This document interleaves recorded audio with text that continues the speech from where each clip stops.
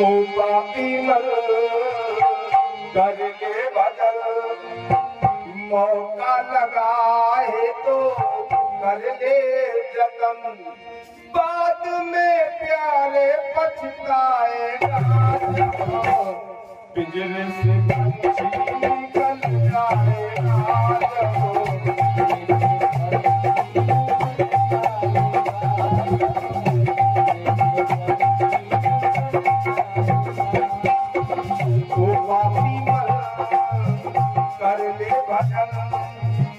मौका लगा है तो कर ले जतन, बाद में प्यारे पछताएगा। बाद में प्यारे पछताएगा, पिंजरे से पंछी निकल जाएगा।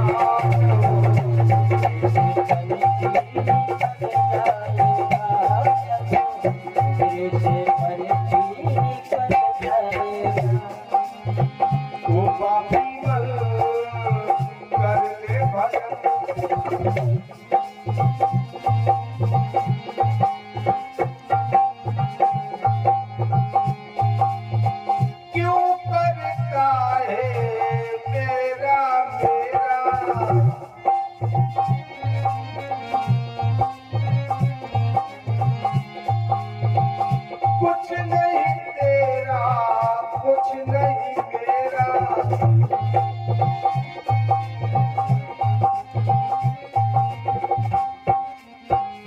क्यों करता है मेरा मेरा, क्यों करता है मेरा मेरा, कुछ नहीं तेरा, कुछ नहीं मेरा, कुछ नहीं तेरा, कुछ नहीं मेरा, 2 दिन का है जीवन ये तेरा,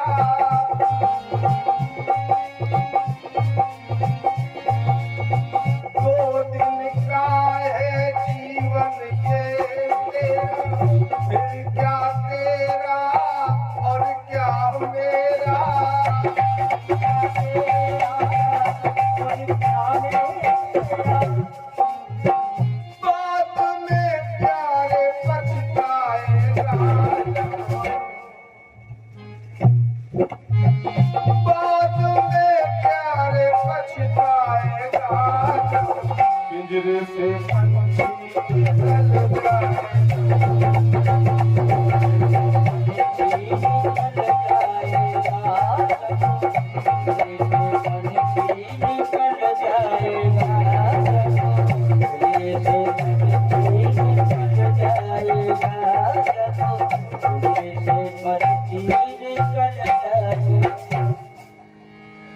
गुरु शंकर भगवान की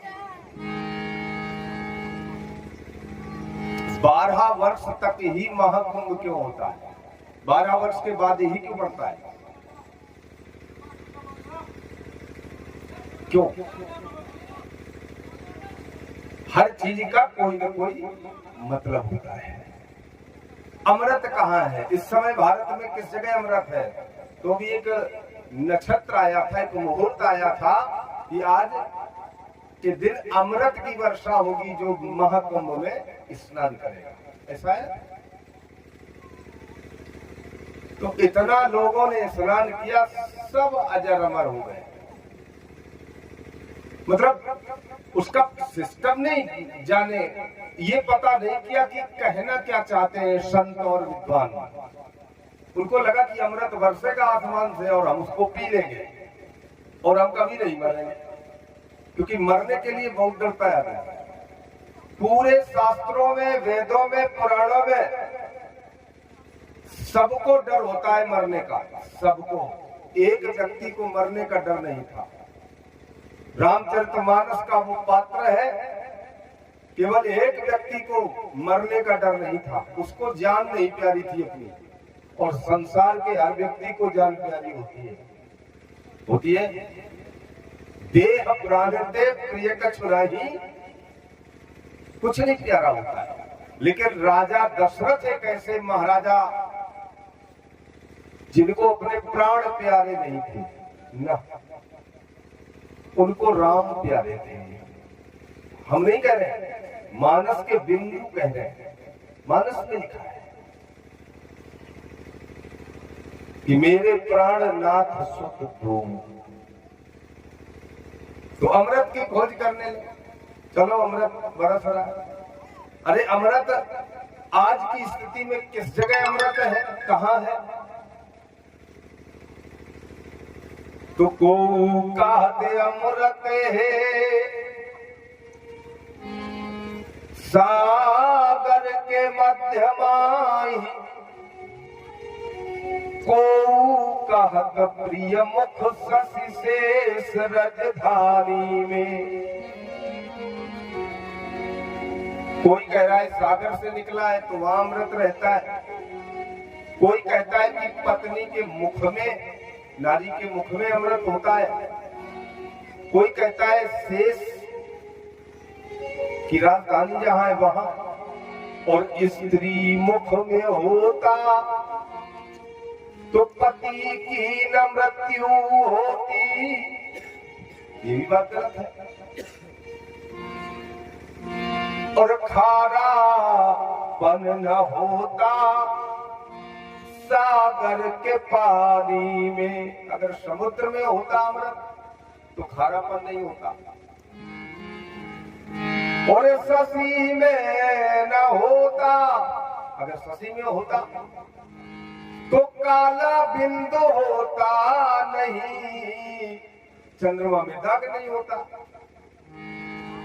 और अगर शेष में होता तो विश्व भी न होता रंच शेष रजधानी में। अगर शेष के पास होता अमृत तो जहर नहीं होता। तो फिर है कहाँ अमृत, है कहाँ? तो कुछ लोगों ने कहा महाकुंभ चल रहा है महाराज, इतने बरस रहा है, तो सब चले गए। 25-25 लाख मिले, बोलो बजरंग बली की है। अब बताओ आज के युग में यही तो अमृत है। लेकिन नहीं, ये व्यासपीठ है, यहाँ से हम अमृत की भाषा बोल रहे हैं। अमृत कहाँ है वो देखें।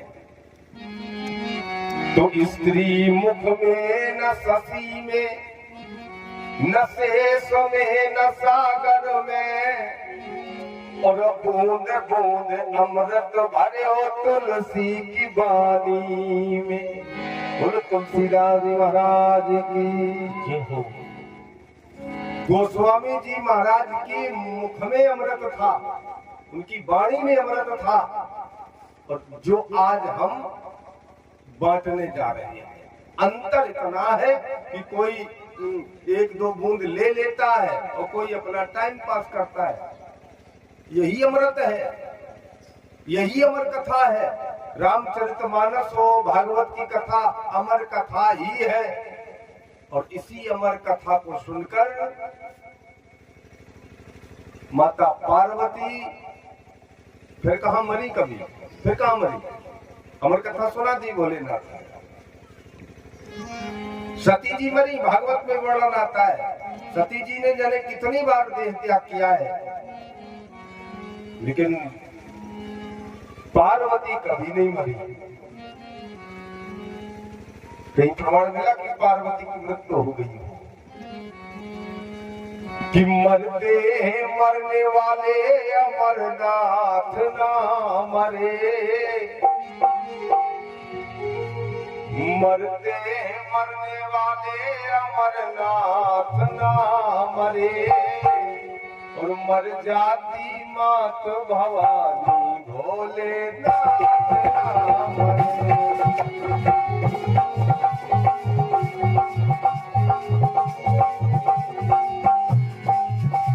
मरते हैं मरने वाले अमरनाथ ना मरे,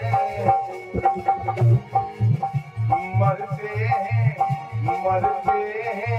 मरने वाले अमरनाथ ना मरे। मर जाती मात भवानी भोलेनाथ ना मरे।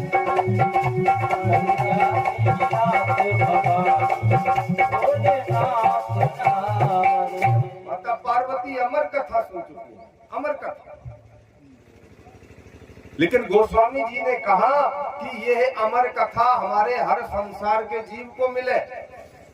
लेकिन संकट तो यह है कि संसार पान नहीं करना चाहता है, क्योंकि तुलसी पिछले पाप सो हर चर्चा न सुहाए। जिनके पाप उदय होए पुराने जन्म के, पिछले जन्म के या जई जन्म के, वो मंदिर गाय नहीं जा, हाँ, उन्हें पाप जाने नहीं देंगे। और जिनके कछु कछु पुण्य उदय हो जा, तो घंटा भर बैठे, 2 घंटा बैठे, फिर धीरे धीरे पूरे दिन बैठे, ऐसे धीरे धीरे पुण्य उदय हो। और तब कहूं जाए कि कोई एक भागवत कराओ और परीक्षित बना। बड़े भाग से, बड़े भाग पाइए सत्संगा। रामचरितमानस की कथा कहने से पहले विश्वास के साथ कह रहे हैं, हमारा ये विश्वास है, हम अपने पे भरोसा बहुत करते हैं। लोग अपने पे भरोसा नहीं करते हैं, मैं अपने पे बहुत भरोसा करता हूँ कि मैं जब तक इस व्यासपीठ पे हूँ तब तक हनुमान जी मेरे साथ हैं। मैं जो भी बोलूंगा वो यथार्थ होगा और प्रमाणित होगा। नीचे उतर के आए हैं तब नहीं पता हमें कि कब बोले आए और कब प्रमाण दिया। आइए, रामचरितमानस ऐसी कौन सी घटना घटी जो रामचरितमानस लिखी गई? लगाओ दिमाग। ऐसी कौन सी घटना घटी जब रामचरितमानस की कथा लिखी गई? तो कोई कहेगा